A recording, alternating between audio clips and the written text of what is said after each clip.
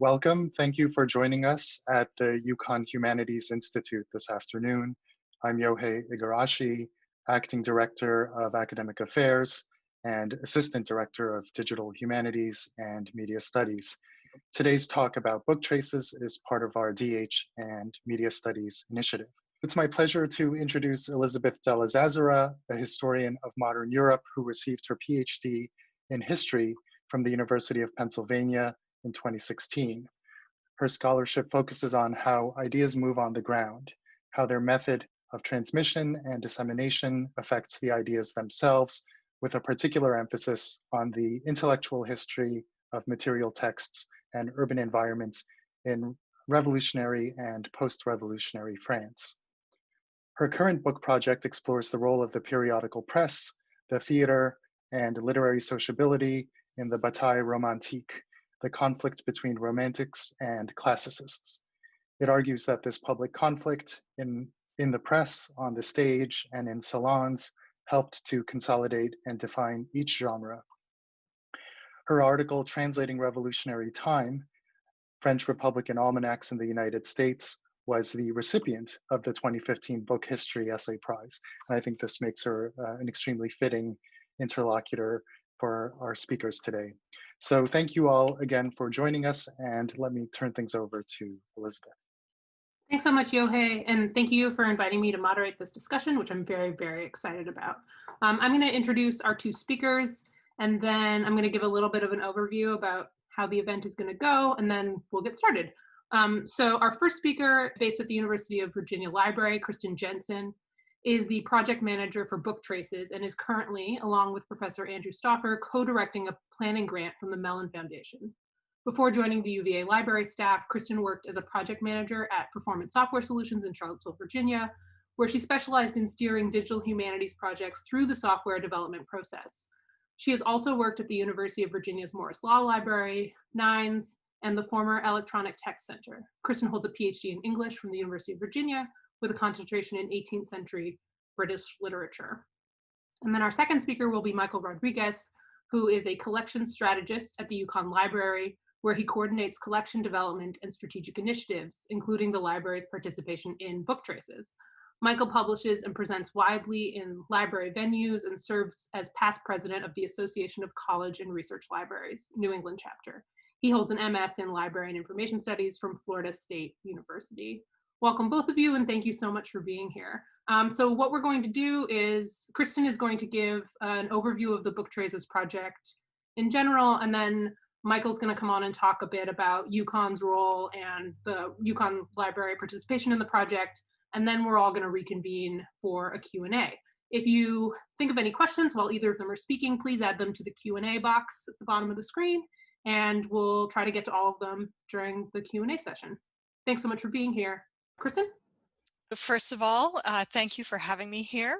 I did get to visit UConn in person in October last year, and I'm very glad I got to do that and meet Michael and see the library. So also glad to be here doing this virtual presentation. Since 2015, I've been collaborating with Andrew Stauffer, a professor at the UVA English department, on this project that involves looking for marginalia in 19th century circulating library books. This is the book that started it all. This was something that one of Andy's students actually found in the UVA library. It's a really common reprint of Felicia Hemans' poetry. As a book, bibliographically, there's kind of nothing special about it. It's not in any way rare. But what the student discovered is that on the rear free end paper, the book's former owner had written this original poem in kind of the Felicia Hemans style. Sing mournfully, our dearly loved is gone. The gifted and the beautiful is from our sight withdrawn. Then let us sing her requiem now in this her parting hour, and softly breathe her name who was our fairest, loveliest flower, Mary, Mary, Mary. The author of this poem was easily identified by her ownership inscription on the title page as Ellen Pierpont Minor, and a little genealogical research revealed that Mary was the name of her daughter who died in 1862 at age 7. And as Andy started looking around, he discovered more and more examples of marginalia kind of like this hidden in the UVA library stacks.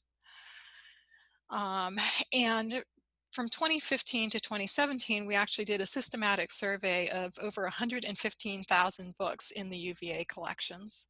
So I'm going to show you some of the things we found. This is a French textbook for sort of young students learning French. It belonged to Eugenia and Adeline Davis, who were the daughters of a professor of medicine at UVA. And the end paper inscription tells us about the girls' tutoring schedule for their French classes. And above the book plate on the paste down end paper, one of the girls has written in French, "We finished this book on May 10th. So from the we know that the two girls were reading the book together, even though they had like a 2-year difference in age. And even more interestingly, on the rear free end paper, one of the girls has written, "April Fool, we are going to pin something on Miss Mary's back tomorrow and get the mischief." And we were able, through the UVA special collections, to connect this with the Davis family papers. And we actually figured out you can see there's a photo of the two girls when they were a little younger. We found their report cards. We were able to identify who Miss Mary was that they were going to play the prank on.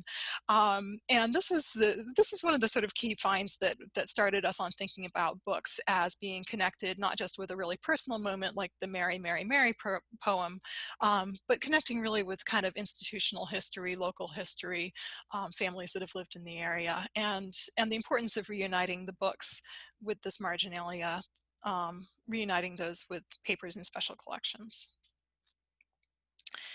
Here's another book. This is another example of two people reading together. I'm only going to show you a couple pages, but there is extensive marginalia that refers to the owner of the book, Jane Slaughter, reading it together with this man that she was in love with. His name is John Adamson. So for example, on the sort of left-hand page there's a note that she's written with a record of a happy walk that they took together. She remembers reading the poem together and then going on this happy walk. But then on the opposite page later, she adds a later inscription where she says, "Oh, our last walk together in this world, never to see each other more, never, never." And Andy did a little research on Jane Slaughter and found basically she was in love with this guy, John Adamson, but he left and became an overseas missionary, came back, married somebody else. So that's the kind of loss that she went through. She ended up all right. She eventually got a PhD at, I want to say, like age 75 or something. So it seems like she had an interesting life. Here's another book. This is Poems of Passion by Ella Wheeler Wilcox. And the eye-catching thing here is this photograph of two women kind of standing cheek to cheek that's been glued onto the table of contents. There's no ownership inscription. There's no book plate. We don't know who these women are. They could be friends. They could be sisters. But the book is Poems of Passion. There's not a lot of markings on the poems inside the book, but one poem that is marked up is this sort of quasi-erotic poem called Delilah, and especially the really racy bits, you know, so she sighs like an overcharged river, my blood rushes on through my veins. She smiles, and in mad tiger fashion, as a she-tiger fondles her own, I clasp her with fierceness and passion, and kiss her with shudder and groan. And I really can't help noticing that in the poem that's been marked up, the speaker is figured as a she-tiger, and the beloved is also a woman. And I can't help but wonder if this is kind of a cryptic trace of a romantic relationship between two women. Here's another book with possibly a record of a sort of intimate moment. There's this sketch of a very elegantly dressed woman who appears to be, if you look closely, she appears to be breastfeeding a baby. This book belonged to Ronald Lambert Tree. He was a British politician, but he also had ties to Virginia, hence the book ending up at UVA. And based on some background research, I think the woman in the picture is probably his mother, Ethel Beatty, and this is probably her third child that she's nursing. Another book, this is a sort of birthday poem by Frances Havergal. It's a poem about remembering a lost loved one on her birthday, and there are lines about how she has no more birthdays in heaven and so forth. And as you can see, the owner of the book has written in 5 different names and dates, presumably the birth dates of people who are loved ones to her, perhaps lost loved ones. And she's also modified the poem to say their birthdays are over, they count the years no more. So she's really kind of personalized it. And this is one of my personal favorites. Not quite the same emotional impact, but this is an elementary Spanish reader, and it's got these homemade thumb tabs in the vocabulary list so that you can rapidly refer to the vocabulary you want to get to. It just shows another example of somebody kind of personalizing the book and making it their own. So some of the common themes that we see in these interventions, we see the book as a site of memorialization, remembering people, remembering moments. We see the book as a medium of social exchange. We see people reading books together. We see records of relationships. We see books being given as gifts and records of that. And we see the book as a personal possession that has been customized to sort of make it more useful or to turn it to an unintended purpose, like that sketch on the end paper. Book Traces as a project has evolved with the following mission: to discover and register books with owners' inscriptions, annotations, and insertions, focusing on pre-1923 monographs in OpenStax circulating collections. We are interested in books that, as I always say, kind of had a life outside the library before entering the collections, books that were in private ownership before going into these academic library collections. We're not so interested in, you could do a history of the marginalia of, library patrons leaving their mark in books, but that's not kind of what we're aiming for. We are using circulating library books as a kind of hidden archive of the history of ordinary readers. We're looking at common books that belong to common people. And this is in contrast to, for example, there have been studies of Samuel Taylor Coleridge's marginalia, and that's really the study of him as an author, and that's the reason for the interest in his marginalia. Robert McLean wrote a blog post in 2016 about the potential value of marginalia for understanding historical reading practices, more common reading practices. He wrote that the surviving material evidence of reading is potentially hugely valuable as a historical source, telling us things we simply can't find anywhere else. However, a major barrier to researchers investigating material evidence of historic reading more systematically is the difficulty in finding it. Very few early books, he's talking about earlier books, but it goes same for 19th century books, very few have been cataloged to the necessary level of copy-specific descriptive detail required to easily locate them. Heather Jackson wrote an entire book about the marginalia of ordinary readers that was published in 2001, but she commented on the difficulty of finding such marginalia to study. She wrote that if books are listed in library catalogs as containing manuscript notes, it is likely to be because the books were purchased for the sake of the notes, in which case they are almost by definition not typical or representative. So, how is Book Traces finding this hidden archive of the history of reading? Well, in 2014, Andy Stauffer founded booktraces.org. This is a crowdsourced website where anyone can submit pictures of marginalia found in pre-1923 library books. And then, as I mentioned before, starting in 2015, we did a large-scale survey at UVA. We surveyed about 115,000 books, and we found that 12.5%, or about 1 in 8, have what we call interventions of interest, sort of a catch-all term for marginalia, insertions, and so forth. We adapted a controlled vocabulary to describe the interventions we found: inscription, gift inscription, marginalia, annotation, insertion, etc. And we analyzed what we found by Library of Congress subject classification, and we found that some subjects had higher hit rates.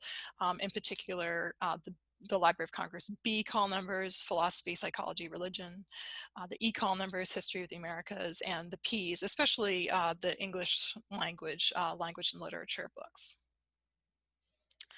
And here's a chart of the hit rates by Library of Congress class at UVA. And the spikes there includes the ones that I just mentioned. There's also K and M, which are the law and music books. We think those are sort of special cases. I could talk more about that in the Q&A if anybody's interested. In 2019, we did a survey of 13 Virginia libraries plus one in North Carolina. We set a slightly lower threshold for what we counted as interventions of interest, and we also focused on subject areas that, based on the UVA results, we expected to have kind of a higher yield of interventions. And the average hit rate across all the libraries that we visited was 14%.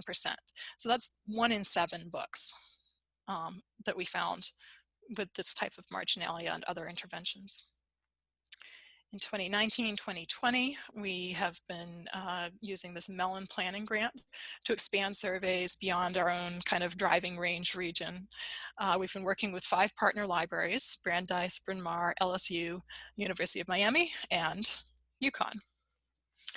We aim to survey 10,000 books, doing 2,000 at each participating school. And then the pandemic kind of came in, blew everything sideways. We actually finished just under 6,000 books in total for those surveys before the campus shutdowns. Now, UConn actually was the only school that completely finished its survey of all 2,000 books. So yay, UConn. And from the books that we were able to survey, we averaged a hit rate of 16% in those. I've already talked, at least briefly, about the first 2 goals of the Book Traces project, which are to identify and preserve books as unique artifacts and connect them with local and institutional history. I'd like to talk for a moment about a 3rd goal that actually is really integral to this project, and that is collaborative research. You'll hear me in subsequent slides naming a lot of collaborators, but we also do a lot of work, especially with students.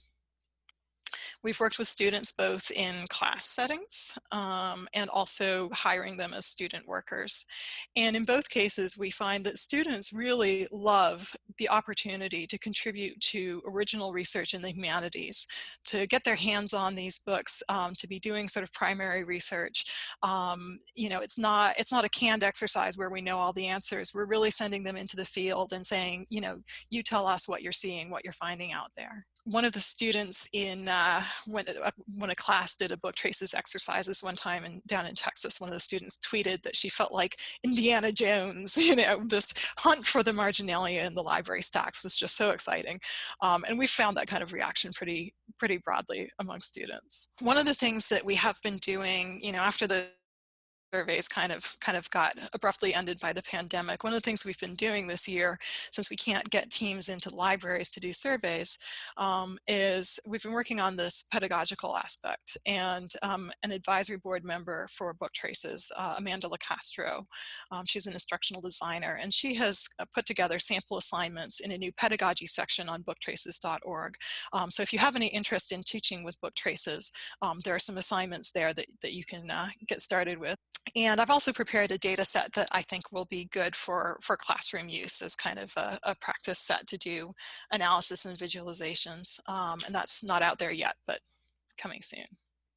I always try to give credit on collaborative projects, and these are not all students, they're mostly students, but these are the UVA-based contributors to Book Traces that we've had so far. And this doesn't even count people like Michael and Vanessa at UConn and all the other schools where people have been contributing to Book Traces. Since this talk is under the auspices of the Digital Humanities and Media Studies Initiative, I want to spend some time talking about digital technologies that we've been using. Our data collection methods at UVA were kind of complicated, took a lot of training for the students who were working for us. And when we started branching out and working with larger teams and going to other libraries, we needed something a lot more streamlined. So I've been using Appsheet, which is a no-code app building platform, to make a customized app for each library. It's based on catalog data. I get that in spreadsheet form from the libraries, sort of feed it into the template for this app. Students have found it pretty easy to use. There's still some training required to understand what we're looking for, what counts as a book of interest. But a nice thing about this is that it can be really customized easily. So the screenshot there is the app that I did for Bryn Mawr College. they were interested in, they said to me when I was talking to them, they said, well, if we find books that are connected with Bryn Mawr College history, that have the names of important donors and founders, is there a way we can keep track of that? And I said, sure. And so that little green kind of toggle slider that you see in the middle of the screen, that just lets them mark a book as being of interest, and then they can export that as a spreadsheet and they have that information. If anybody wants in the Q&A, I can talk more about Appsheet and what we're doing with it. This also allows us to take pictures of the books. So. Another technology that we've just gotten into recently is crowdsource transcription. We have been using a platform called From the Page for crowdsource transcription. When the pandemic hit and UVA library workers were no longer able to kind of come in and do their jobs on site, there was this sort of immediate need for people to have productive work that they could do from home, especially student workers. And so I hustled to get a bunch of page images up on From the Page so that people could work on transcription. More recently, we've also added a transcription window on booktraces.org. So there's kind of two parallel systems at the moment. And that transcription, especially the From the Page transcription data, has kind of fed other projects. We had an intern this summer who used the location tagging feature in From the Page, exported all that data, and so where a book inscription would mention, often people will sort of mention where they were when they owned or purchased a book. He made this interactive map. This is just a screenshot, but he made this map where you can hover over the dot and kind of see what the inscription was and what the book was, the title, and so forth. Another transcription project, our research assistant, Julie Wilson, she concentrated on transcribing the names of book owners and also the givers and receivers of books in the case of those gift inscriptions. And she sort of took those names and made some inferences about the genders of the people with those names, and then counted, how many are male, how many are female, with some degree of confidence.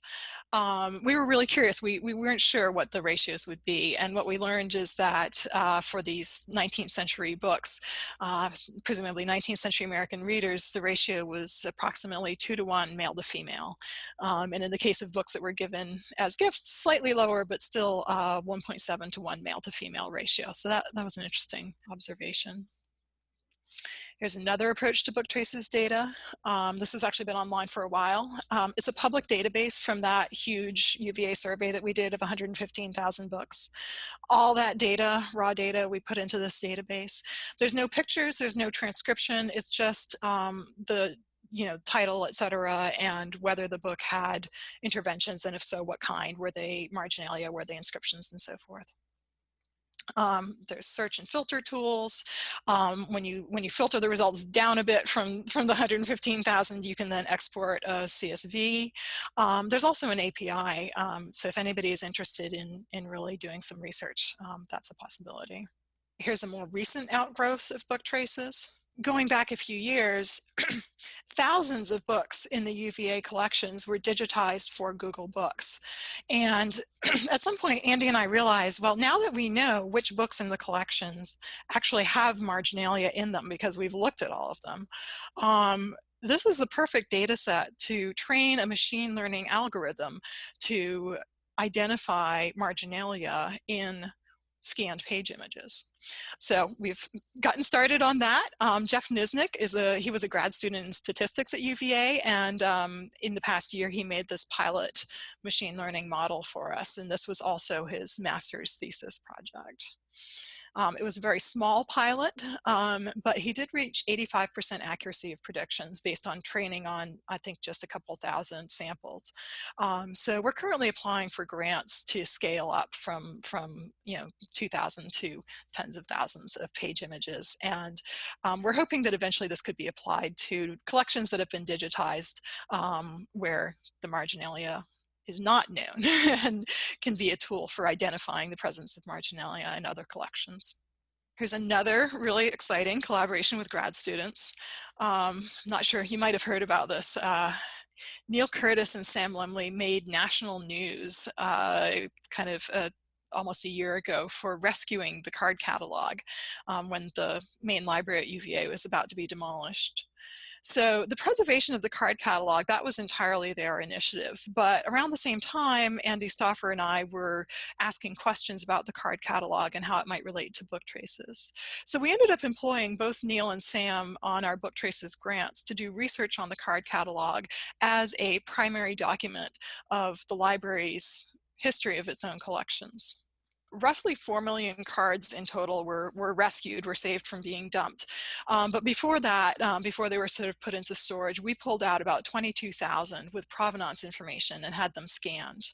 And we also had the scanning vendor double key the call number, date of publication, accession number, and provenance names into a spreadsheet. And just to show you what that looks like on the cards. The conventional wisdom around the library was that we don't need these cards, these old catalog cards. You know, all that information has been moved over into the electronic catalog. But actually, the accession number and donor information that was on the backs of the cards was never transferred to the electronic catalog. We looked, we tried to see if it was in any, you know, hidden. We worked with a you know, sort of ILS engineer and tried to find out if there were any hidden fields with that information. The answer is no. In order to make that information tractable as a set of data, we really had to get it, had to harvest it from the cards. So those accession numbers, the 6-digit number that you saw on that card, they would have been keyed to accession books, which unfortunately were thrown out in the 1970s. So we didn't have those sort of logbooks anymore. And for that reason, it was important that we crack the code of the accession numbers. For a given accession number, when was that book processed into the library's collection? What does that tell us about the timeline? So Neil Curtis actually managed to crack the code. He figured out that a book cannot be accessioned before it's published. So if you're processing books into the collection in 1933, for example, you're accessioning books published in 1933.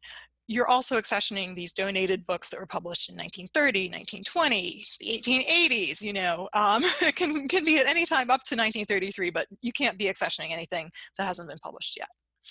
So Neil made this scatter plot, and the curve sort of along the top, that represents, you know, the year of accession, basically.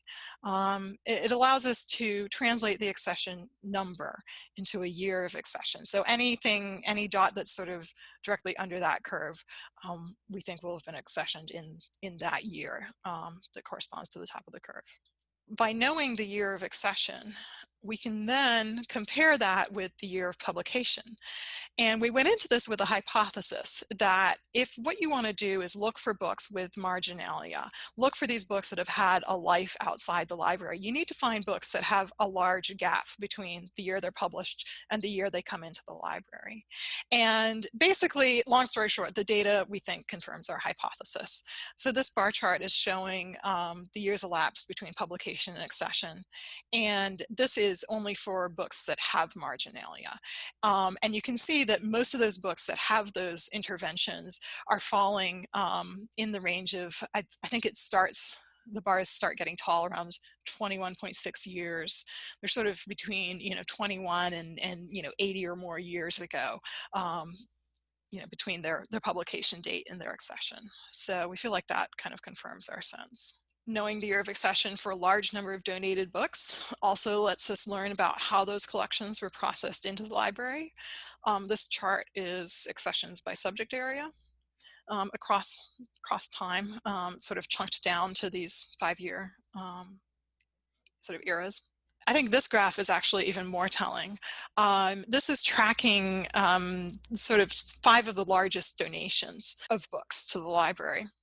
So Price, for example, gave 761 of the books that were in our data set. All of these lines have a double peak as they go across time, which suggests that these large donated collections were not, you know, they didn't just come in and get processed all at once. It sort of suggests that the library was probably working on them in batches over time as resources were available. And, you know, I think one of the factors here is the space available to shelve the books. For all of these collections, there's at least a small second peak around the time UVA opened a new library building in 1938. And the Kent and McCabe donations, especially those are the blue and green lines, they're sort of halfway processed in 1926 to 30 when the library was really running out of space. And then the second half is processed in 1936 to 40 when this new building opens in 1938. And this suggests that when collections were donated, they might be partially kind of held in storage, partially processed, and then finished later. So while Neil was working on that catalog data that came from the catalog cards, we also had another grad student, Lucy Alden, delving into the archives.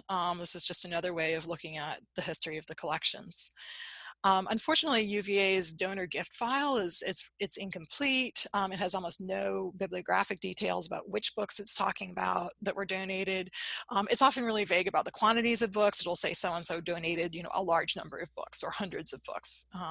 So she was able to get some sense of quantity donated over time, but it's a bit squishy. Perhaps more valuably, she found a lot of correspondence from the university librarians that confirmed that sense of there being space constraints that were limiting the processing of books. I'm not going to read them all the way through, but I've given you some quotes there from the correspondence. One librarian makes reference to stacking books on the floor in the library because they're running out of space. There's a letter from a prospective donor of a major collection of books who, he's kind of worried that, I don't want to donate these books just to have them kind of set aside in boxes for an indefinite period of time, which again confirms our sense that these are being, maybe held in storage. And then in 1930, the librarian says, gifts are welcomed with a sigh. And I think it's worth noting this is an era when university libraries were really racing to build up their collections. And UVA, its library had burned in 1895. It had extra motivation to try to add to its collections. And even so, accepting these donations was problematic for the library. The president Alderman was this fundraising dynamo, and he was putting pressure on the librarian to catalog these donations as soon as possible, because that was important to maintain relations with the donors. And you can see the librarian kind of pushing back, saying, we don't have space, we don't have staff to do that. So this is just, it's really nice. It confirms what we saw, those sort of double peaks in the data that Neil analyzed. We now have this archival evidence that supports our interpretation. I think that's enough for now. I do want to mention that Andrew Stauffer has a book coming out on book traces. This is from Penn Press. I think it's due to come out in December, so look for that. I am going to stop now and hand over to Michael at UConn. Oh, good afternoon, everyone, and thank you so much for inviting us to present at the Humanities Institute. We're really excited to be here and sharing information about book traces with you all. In this portion of the talk, I will speak to UConn Library's participation in book traces. I'll share some intriguing examples of marginalia discovered in our print circulating collections. And I'll try to situate book traces in a larger context of library collections and strategies. So how did UConn Library come to be involved in book traces? The dean of UVA's library, John Unsworth, reached out and invited us to participate in the project. We hadn't heard of book traces prior to his outreach, but the more we looked into it, the more it resonated with some of our own thinking around our print collections and surfacing unique value found in those collections. So we said yes, and I volunteered to manage the shelf sample that Kristen touched on already. In terms of the mechanics of the shelf sample, we began by exporting from our catalog a spreadsheet of UConn Library books with title information, barcodes, Library of Congress classification numbers, publication dates, and other useful data points. We limited to books from 1923 or earlier, as Kristen noted, out of copyright titles. And we limited to books and subjects where the incidence of interventions tends to run higher. Philosophy and literature being among them. We randomly selected 2,000 books from that set, and we hired a student worker who went into the stacks with an iPad and a book truck. She paged through each and every one of those 2,000 books, and she photographed any interventions she found. recording the data using the BookTrace's custom mobile app that Kristen touched on earlier. I will say that the app is very easy to use. I'll echo comments to that effect. Vanessa Garcia, who was our wonderful student worker, she required less than an hour of training to understand the project and to just run with it and work independently in the stacks. And she methodically reviewed all 2,000 books in just about 50 hours, so an average of 40 books per hour. And once we completed the shelf sample, Kristen uploaded the photos to booktraces.org for us, which was super helpful. Our findings mirrored what BookTraces has found nationally. So interventions of some kind were found in about 13% of UConn's shelf sample. Books drawn from those high incidence subject areas. If we looked across the library collections, that incidence would most likely be smaller. And 1.5% of the total sample featured notable interventions, so showing some sort of meaningful or sustained reader or owner engagement with the volume at hand. The interventions themselves ran the gamut. They were marginalia, gift and owner inscriptions, but they were also inserted objects such as tipped in or glued in letters, leaf pressings, newspaper clippings. The majority were inscriptions, where someone scribbled their name on a flyleaf or wrote a note to a friend or family member to whom they were giving the book as a gift. And the findings do indicate, as Kristen has emphasized, that sometimes old books in circulating collections aren't always interchangeable containers for content. In a small percentage of cases, these books may have unique artifactual value for scholars seeking to understand reading cultures of the past. So next, I'll make a few comments on our findings. So a limitation was that, of course, the shelf sample was not fully representative of library collections overall. I mean, over the decades, we've transferred thousands of books from the circulating collections to the library's special collections in the Thomas J. Dodd Research Center, where they can be preserved more effectively. So these transfers were mostly from our older collections. We also have around 100,000 books shelved in the Homer Babbage Library, which are classified according to the Dewey Decimal System, not the Library of Congress system that we were using for the shelf sample. And therefore, those 100,000 books were not part of the shelf sample. And they also tend to run older than the collection as a whole.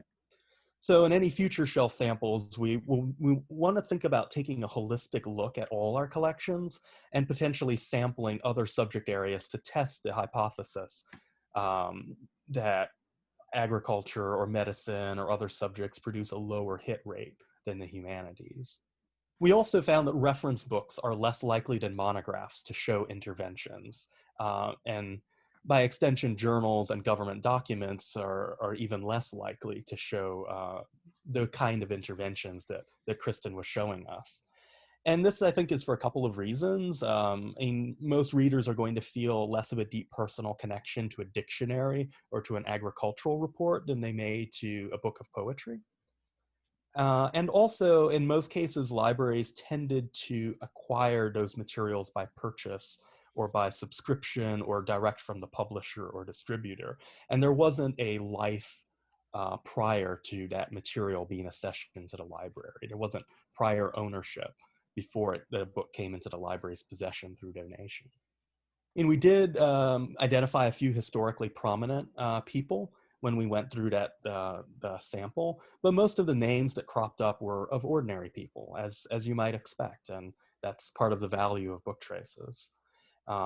Sadly, we didn't find anyone with a deep connection to UConn that we could ascertain. We didn't find any hidden letters from Charles or Augustus stores or exchanges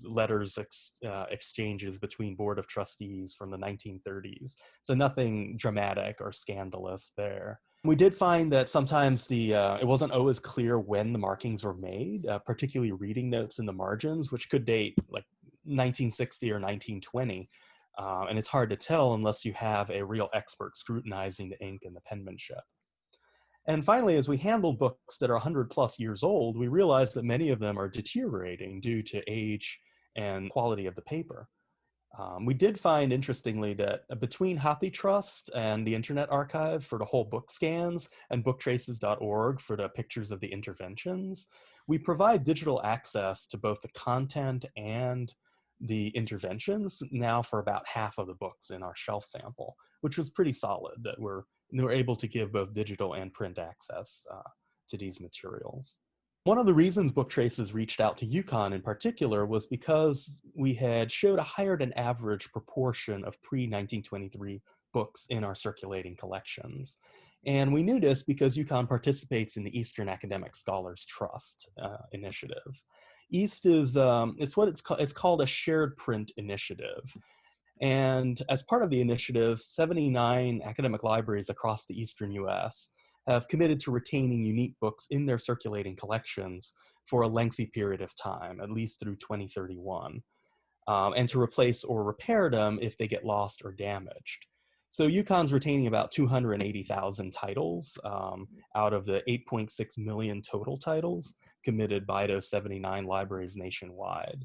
And the goal of this initiative is to preserve the print scholarly record, right? I mean, digital access is great, but we also need to preserve the print and to ensure that readers at all participating libraries can get free access to other libraries' materials through interlibrary loan.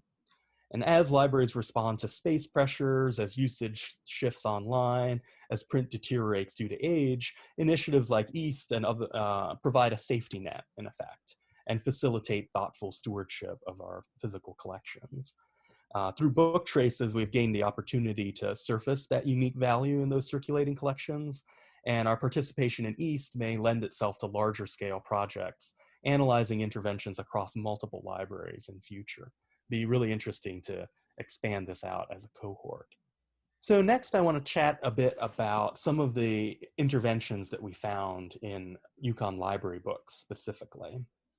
Many of them mirrored what Kristen shared from UVA, but we did find some really interesting angles to content. So this is a really nice example of a common readerly practice. This is a poetry book by Robert Graves called Fairies and Fusiliers, published in 1917. And it contains a single note at the end of a poem on page 94, indicating that the reader first read the poem or the book on March 21st, 1919. It's a nice example of a common readerly practice. We also saw some interesting patterns of past personal ownership, where the book was passed from individual to individual over time before it ended up at UConn's library. In this book, Edward Carpenter by Edward Lewis, which was published in 1915, the flyleaf reveals dates and inscriptions from 3 distinct hands between 1920 and 1945. We see one at the top, someone has inscribed their name and the date of 1920. We're assuming that is the owner. And then at some point, that book was given by a student named Norma to her teacher as a Christmas present. And then at some point after that, we're assuming after that because it's sequential, in 1945, someone wrote down a street address, California Street, which may be in Connecticut. There are a couple of California streets in Fairfield County. So this is sort of an interesting visualization of how ownership has transferred over time and how that is captured in the physical medium of the book. We also saw lots of evidence of past library ownership. So where a personal copy became a library copy and then became a UConn library copy. So in this case, we see a book called Songs of Summer, published in 1857. The copy was gifted by W.W. Hodges of Boston to a public library in Jackson, New Hampshire in 1879. And then at some point, that personal copy that was given to a public library became an academic library copy. So you sort of see this chain of ownership traced through the volume. We also saw a lot of cases where UConn library books were previously owned by Yale University and were deaccessioned from Yale and given to UConn at some point in the early 20th century. That wasn't uncommon in the shelf sample that we looked at. Here's another really interesting example of newspaper clippings. This is a French language book published in France in 1858. The topic is Mary Stuart, Queen of Scots. It's biographical. And it contains 3 newspaper clippings from French newspapers. The newspaper issues that were clipped, they're also about Mary Stuart, but the date on those clippings is in the 1930s. And we deduced that by the fact that one of the clippings references a president of the French National Senate who served as president of the Senate during the 1930s and only during the 1930s. The clippings have clearly been there a very long time. They've stained the adjacent pages. There was also a bookplate in this book in the name of a French historian who passed away in 1949. There was also a library accession label indicating the date in which this book was added to the library's collection, and that date was 1956. So again, you sort of see that trail of ownership and the timeline, and the fact that the owner, the French historian, went to the effort of clipping out newspaper articles referencing Mary Stuart and combined them with a book about Mary Stuart. It was an interesting insight into reading practice as well. This is my favorite of all the interventions we found. We located a tipped in or glued in letter in the end pages of Chronicle of Calais, which was published in 1846.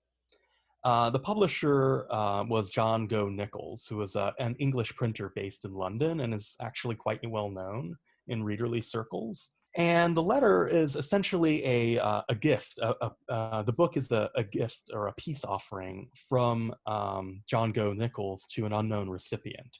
In the letter, Nichols writes that, "I have always regretted your secession from the Camden Society until now that it gives me the excuse for requesting your acceptance of a copy of the book I have just edited."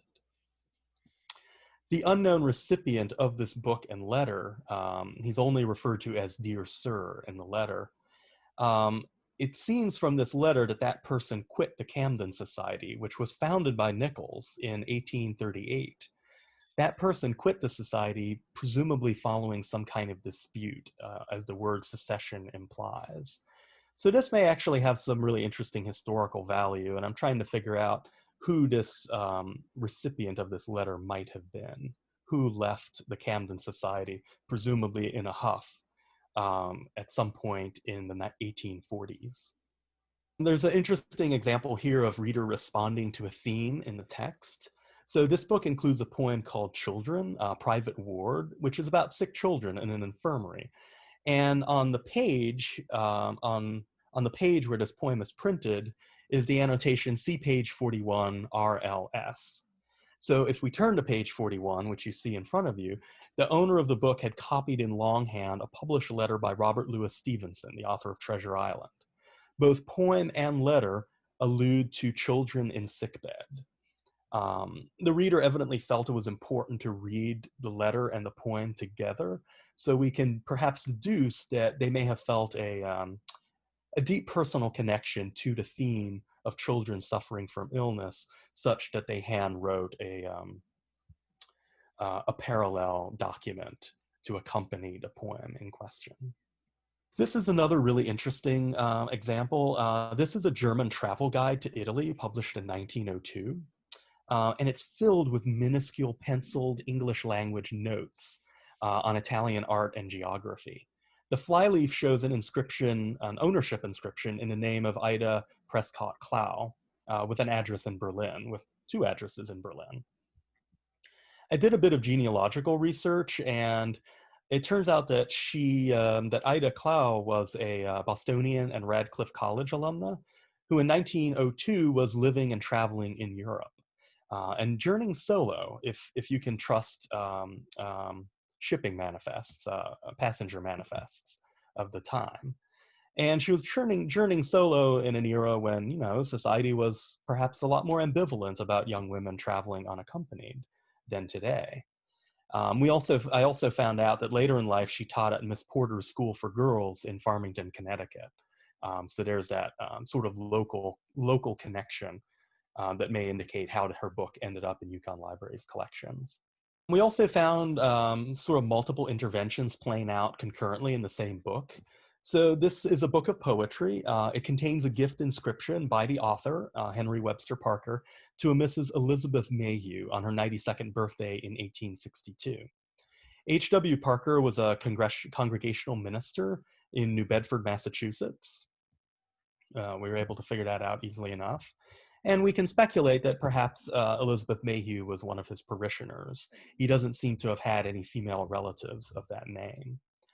On page 103, however, is a very different marking, a clover pressed between the leaves by an unknown reader who perhaps felt inspired by Parker's poem, More Light.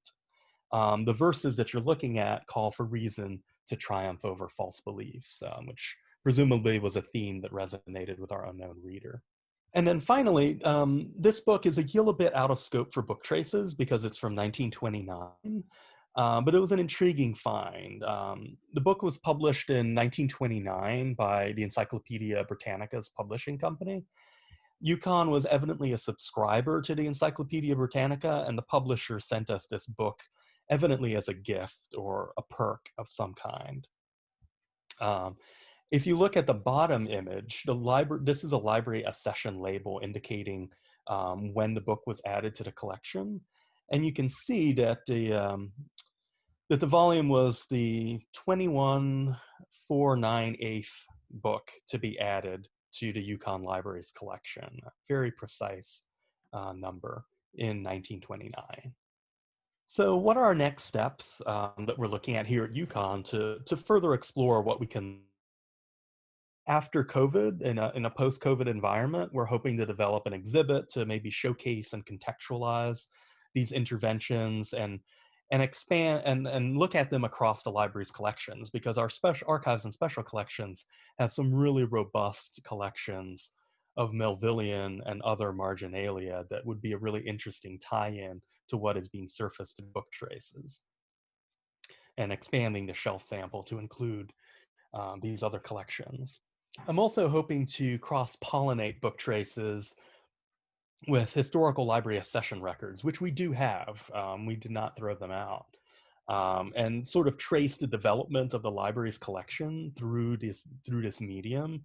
And that also enables us to trace UConn's shift from an agricultural school to a comprehensive university in the course of the early 20th century.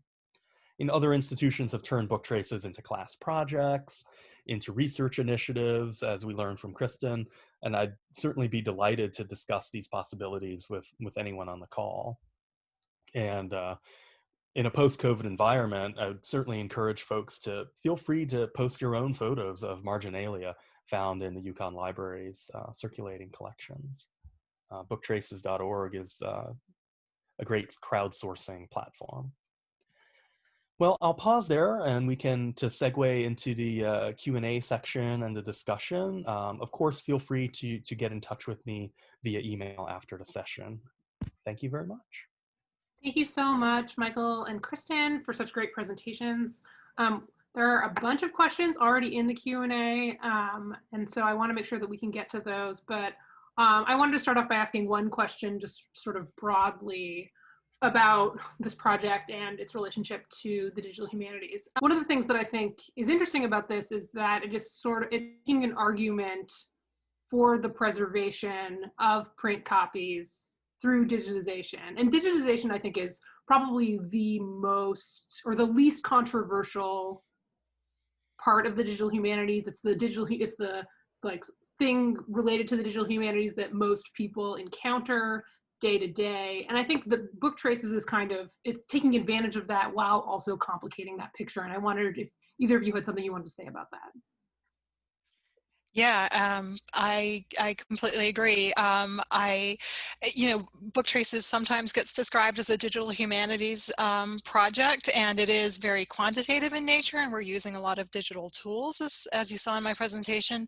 But it is also really deeply rooted in the idea of the physical artifact, and the idea that there's a uniqueness in these books. And I must say, even though we're now collecting photos of the things we find, those can be really limited, in the information that they give you. You really kind of have to have the whole object in front of you to understand it. And when we do surveys, we actually kind of limit it to 3 photos. We tell students, just take 3 kind of representative photos. We don't want to be flooded with, if a book has a lot of marginalia in it. So in many cases, the photos are just, there's an indication that there's something there, but to really see the whole picture in a book with extensive marginalia, you'd have to go back to it. So what we're arguing against is less the digitization of books, which obviously has a ton of uses and applications. But really the use of catalog data to kind of assume that all books with identical catalog records must be the same. And the idea that with these shared print initiatives, part of the idea is that if a book is really commonly held, same edition, same title, same everything, not everybody has to hold on to it in order to have that, retention until 2031. And we're kind of pushing back against that and saying, well, just from looking at the catalog records, you don't necessarily know the whole story of that book. You need to look at the physical object itself. Yeah, and I think that's one of these, it's an argument that you didn't need to make to me because I'm already a book historian. Yes. And there are other arguments that you could make about retention, right? Related to travel and access and that kind of thing. But there is something so compelling about these sort of little clues that readers have left us. And I was thinking about, there was this Washington Post article that came out this summer about a woman who goes to used bookstores and buys all the used books that have interventions or insertions, and then she posts them on her Instagram and tries to find the people who these objects belong to. And there's something, right? I feel like there's something so human about this that makes it so compelling for us. And I imagine that helps you get the support that you're really looking for. Yes.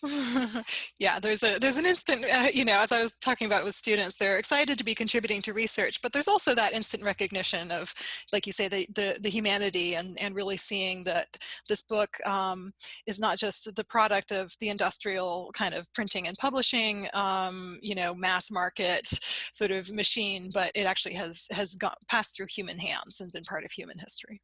Yeah, and one of the things that struck me in the examples that you both gave was that they give us access to people who are often not easily found in the historical record, right? People who we might not otherwise know anything about, and practices that we might not otherwise, or that are very hard to find, evidence for, like reading practices, which is one of these things that, book historians are always trying to find the best possible evidence of reading practices, and it's always a little bit elusive.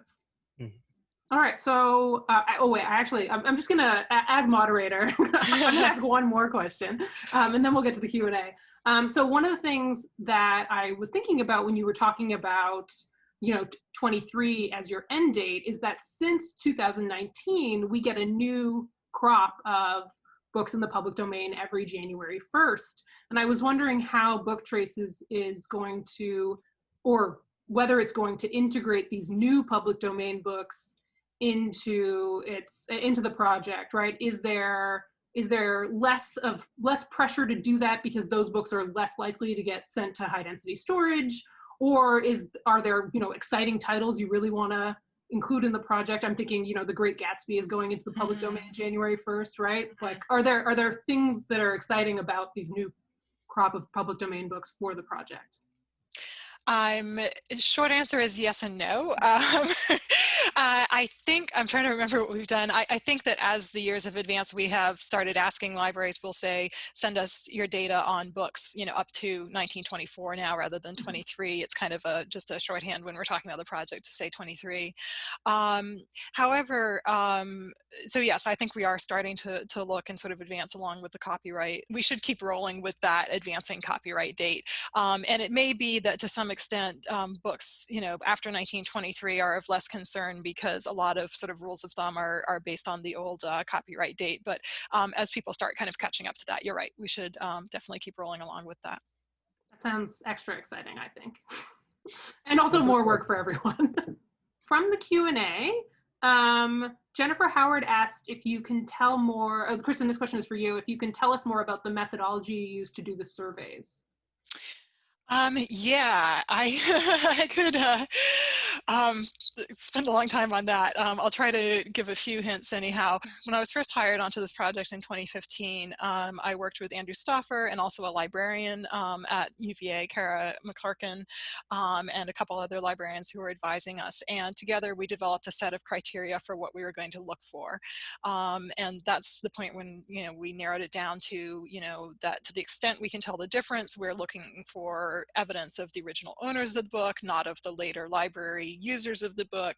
And we set a sort of threshold. When we did the UVA survey, I mentioned at one point we had a slightly higher threshold for that. Mm-hmm. For an inscription, we needed to see name, date, and place written in the book. And if it was just a name and nothing else, we wouldn't even count that as an intervention. And we've kind of lowered that standard a little bit for surveys elsewhere.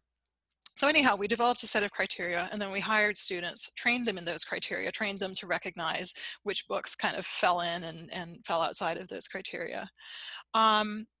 When we did the big survey at UVA, like I mentioned, we had a very complicated process with, there was a spreadsheet of catalog data that told them which books to go look for on the shelf. There was a separate kind of Google form where we collected information about what kinds of interventions the book had. Then that data had to be unified later, and sometimes the identity numbers, the book ID numbers didn't match up, and it was this huge thing. So that's why we've switched to using that app now, and there's an ability in the app to sort of confirm the barcode of the book that you're looking at. But long story short, we are starting with a known list of books. We're not just going in. I mean, there are events where, with a class, we might just walk into the library stacks, say, pull anything off the shelf that looks old. You can certainly do that. But when we do the more structured surveys, we're starting with catalog data.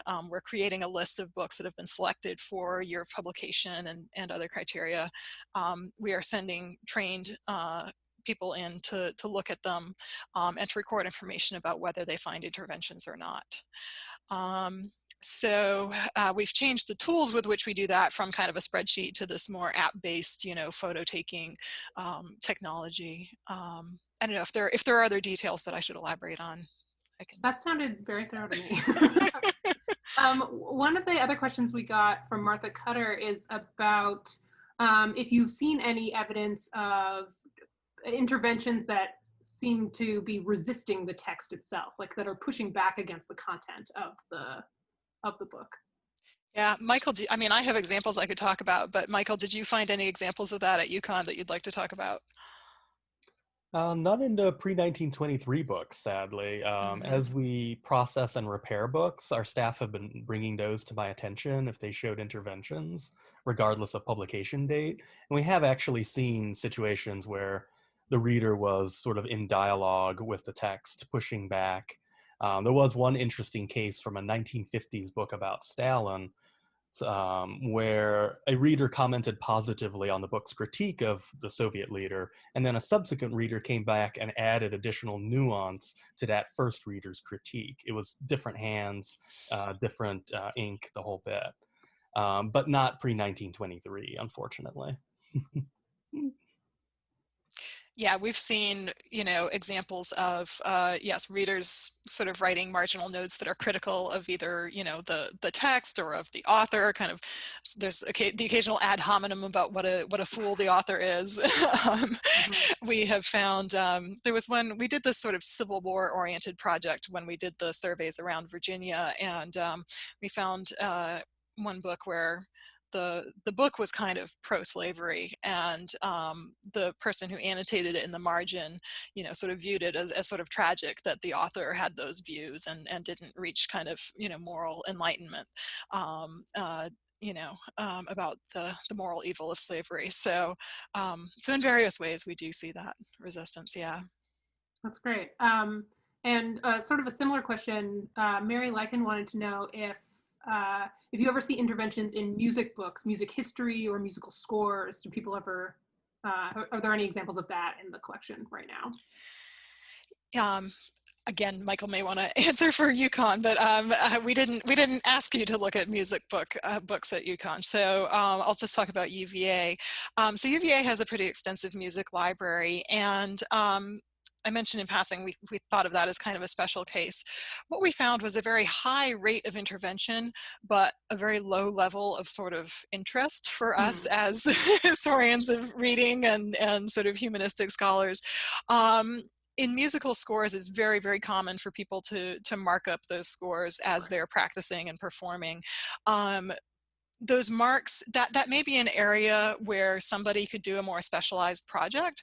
To us as non-musicians and as more literary oriented people, those marks are not very eloquent. They don't tell us very much. And so we had this one grad student who was kind of the dedicated grad student who did the whole music library. We told her, you know, we think there's going to be a lot of those kind of practice and performance markings, but tell us if you find anything else or anything really interesting. And she didn't really come back to us with, you know, anything that stood out as being particularly interesting. So in that bar chart of subject areas, you know, music, you know, had a lot of hits, but nothing came out of it that to us had the kind of interest of some of these other examples we've seen. Yeah, although I can imagine those kinds of marks being useful for scholars of musical performance. We're looking at, how did people perform this piece of music? Maybe if they put in, you know, their fingerings or extra pauses, that'll tell us something about the way this music was performed, which is Quite not the possibly. same thing as a project about reading, obviously. Right, it just would take a more specialized kind of investigator to work on that, yeah. Gary Frost asked if you've considered other types of copy interventions, like those of book production, book marketing, library processing, or restoration repair. So yeah, so the Book Traces project as such has pretty much explicitly excluded those types of, you know, marks of the history of the existence of that book. We have said that what we are after is, you know, markings made by those private human owners, not by institutions. I explicitly tell students, you know, if there are, you know, decals from the bindery, if there are markings from a bookseller that have, you know, say the price of the book on the flyleaf, I say don't even pay attention to those, just exclude those. That said, Andy Stauffer he did a project himself where he worked with the interlibrary loan office at the UVA library, and this took a bit of working with them because it was a very unusual request. He requested, I want to say, about 20 copies of the same book. Again, if it was represented in all these library catalogs as being the same book, he requested that, and that's not normally what interlibrary loan is for. You don't normally get 20 copies of the same thing, but they got them. They got the books for him, and he lined them all up, and not a single one was identical to the others. And it wasn't all because of these reader markings. There were differences in the bindings. There were differences in, yes, how they had sort of gone through the book market. You know, sellers markings. I don't even know offhand what all the differences were. So that is an area of interest to research, even though, and it's something that he's interested in, even though we haven't worked on it together as part of Book Traces as such. Okay, great. I think I can maybe squeeze in one more question and then we'll have to wrap up. So Andrew Raithmeyer asked if the project has had any impact on the way the library has been deaccessioning circulating collections, right? Has sort of the argument of Book Traces made an impact? And I might add to that, and do you think that the Book Traces has any lessons in it for the sort of the future librarians, how libraries collect things, how they retain things, you know, going forward? Michael, maybe as the librarian in the room, you would like to tackle that first. Oh, of course. Yeah, I mean, I think the value of Book Traces is that it really brings an additional layer of nuance to conversations around print collections, and it sort of it highlights the complementary rather than the inherently substitutive nature of digital and physical access. So I think it brings in that layer of nuance and encourages us to treat our physical copies as potentially as having artifactual value. So I can't speak to it having impacted other institutions' deaccessioning practices, but certainly we, at UConn at least, we aren't focusing our deaccession work on circulating monographs. So the impact there has been, I think, fairly minimal because there hasn't been a lot of deaccessioning activity going on. But I think going forward, it certainly brings that nuance and sort of can be an additional criteria that we look at when evaluating books beyond sort of the metrics of usage and duplication in other libraries and with digital access. Thank you both so much. This was wonderful. It's such an exciting project, and I was so excited to get to speak to you both about it. And yeah, thanks again. Thanks so much for facilitating. Yes, thank you.